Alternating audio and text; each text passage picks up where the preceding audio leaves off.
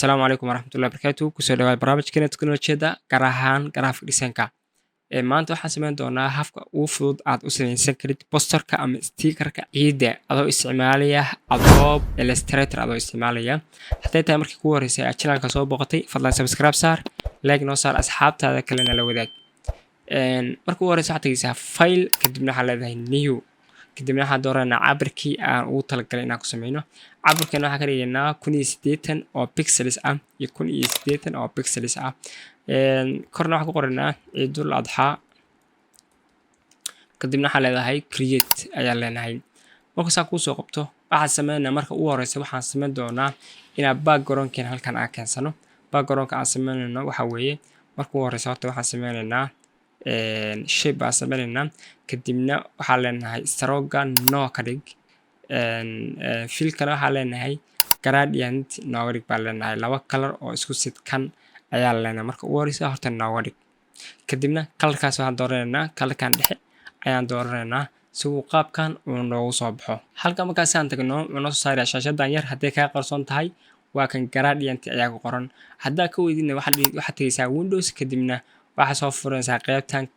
gradient ay qoran tahay ama Ctrl F9 ayaa taabanaysaa kadibna kana click ku siinayna kadibna colorkan cadaanka ayaa markii ugu horeysay aan bedelayna double click markaas siisid halkan shaashad cad ay ku soo qoraysaa kadibna waxa leedahay colorkii loogu talagalay ayaa base ku leedahay ana waxaan base ku eriyay colorka waa weytay C12.39 ayaan doortay kadibna saas ayuu igu dooraa marka colorka madow ayaan bedelayaa waxaana ka dhigayaa color noocaana ama color blue ah ayaa ka dhigayaa way kadibna okay ayaa leeyahay marka labadii color oo gradient-iga ahaa qaab noocaas oo kale ayay igu soo baxeen marka maadaama color gradient-iga oo sameynay waxa u baahanaa marka inaan sawirkan ama colorkan aan copy ka qaadano adoo alt adoo haya ba halkaas u jeedisa waxa u baahanaa gadaal ayaa ka isticmaali doonaa hadii ilaahay marka waxaan rabnaa inaan keensano sawiro ayaa rabnaa inaan keensano sawirada halkan nagu diyaarsan yihiin sawirkan soo jeedinayna waa qayb natural ah waa buur iyo webi iyo halkaasna cadceed waa ka muuqata sawir qurux badan weeye marka waxaan rabnaa background ahaan u adeegsano marka gradient-iga u hooseeya waa kow kan naturalka ayaa ku xiga waa labo background-ka saddexaadna waa kan saddexaad oo masaajidka ah saddexdaas shay ayaa hal meel isku keenay saddexdaas shay marka hal meel isku keenay dhammaantiis ayaa helad saaraya kana copy awlan ka qaadanay dhammaantiis ayaa helad saaraya maxaa soo fadhiya meeshan transparency ay ku qoran tahay meeshan transparency ku qoran tahay taa meesha ka arki weydid qaybtan Windows ka raadinaysaa qaybtan Windows ka raadinaysaa kadibna meeshan waxa la yiraahdaa transparency iyo raadwatan transparency ama shortcut bay isticmaalaysaa shift plus control plus F10 ayaa isticmaalaysaa marka xaggan ayuu noogu soo baxay dhammaantiis helad baa saarnaa kadibna waxa leenahay waxa ka dhigaysaa soft light ayaa ka dhigaysaa soft light ayaa ka dhigaysaa marka dhammaantiis markuu meeshan uu noo tago waxaa marka u baahanahay sawirkan background-kan inaan meesha aan asagana aad dhexgelino background-kan inaan asagana meesha aad dhexgelino si uu shay qurux badan uu noogu soo baxo marka asaga adarno waxaan ka dhigaynaa multiply ayaa ka dhigaynaa multiply-ga si qurux badan ayuu noogu soo baxay marka saa noogu soo baxo waxa u baahanahay meesha marka inaan sawirkan aan keensano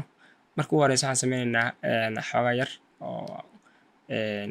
background ayaa meeshan keensanayaa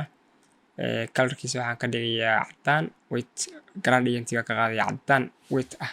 ayaa ka dhigayaa waxaan rabaa inaan halkan soo istaajiyo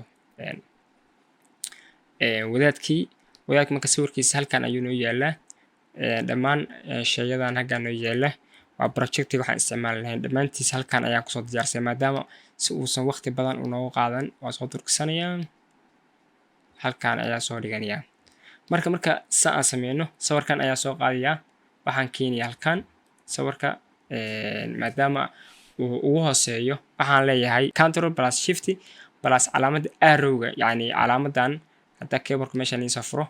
calaamadda ayaa isticmaal ka labada calaamadood ayaa isticmaal ka dhaca waxa qabanaysaa Ctrl plus Shift plus calaamadaas ayaa taabanaysaa marka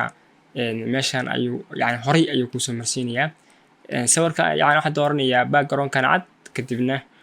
falaaraha ka wada si aan dhexda uu aadiyo waxa moodaa marka qaabkii loogu talagalay inuu noogu soo baxay ama uu noogu soo baxay marka waxaan soo dhigan doonaa ciidul mubaarak ayaa meesha soo dhigan doonaa. waa kan ciidul mubaarak waa factor weeye, factor shay factor ayaan ka dhignay si qurux badan noogu muuqdo, shay si qurux badan noogu muuqdo asagana halkan ayaan keenaynaa. marka halkan waxaan ku qoranaa ciidul mubaarak haddii rabtid, haddii rabtid iska dhaleedaynaa oo qoraal caadi ayaan sameynaynaa. meeshaan ciidul mubaarak ayaan sameynaynaa, farta weynaysiinaynaa, far waaweyn ka dhignaa, waxaan leenahay ciid mubaarak hortiin ayaan ku qorayaa. kadibna halkan ayaa keenaynaa, fartiisa waxaan ka dhignaa far cadaan ah ayaan ka dhignaa, fartana u yareynaynaa. farta waxaan ka dhignaa ministrate ayaa ka dhignaa oo regular ah, waxaa farta weyn tahay, farta cabirkeeda u yaree ilaa halahaas ayaan ka dhignaa, halkaas noogi. marka waxaan sameynaynaa halkan inaan garan dhigto asagana keena shape baa soo qaadanaynaa ilaa halahaas oo kale ayaan ku alwaaxaynaa. kadibna waxaan soo qaadan doonaa colorkan buluuga ah. kadibna waxaan leenahay waxaan rabnaa inaan wareejino, yani hadda gees ayuu noo yahay, geeskaan noo banaan yahay, geeskana buluug buu ka yahay. marka waxaan rabnaa hoos inay buluug noo fuulo, korna uu noo fuulo, uu noo noqdo transparency noo noqdo rabnaa. qaybtan waxaad tegeysaa muxuu ahaa, qaybtan waxaad tegeysaa gradient-ga. kadibna waxaan ka bedelaynaa cabirka size-ka ayaan ka bedelaynaa, gradient-ga ayaa tegaynaa. kadibna meeshan 0-da ah ayaa waxaan geenaynaa 90 baan ka dhigaynaa, saad aragtiin kor buu soo aaday. marka kan colorkiisa, farta colorkeeda waxaan ka dhigaynaa colorka madowga ah, colorkaas kale noo dhig, colorkaas kale markaa noo dhigtid. kadibna waxaad leedahay xoogaa soo kordhi madowga soo badi, sorry gacanta iga dhacday. kan kore xanaftaasaa soo jeedisaa si uu isku dhex galo sawirkii iyo qoraalkiisa isku dhex galo. saad aragtidba xoogaa noo yaree ilaa halahaas kale ka dhig si aan laga dareemin.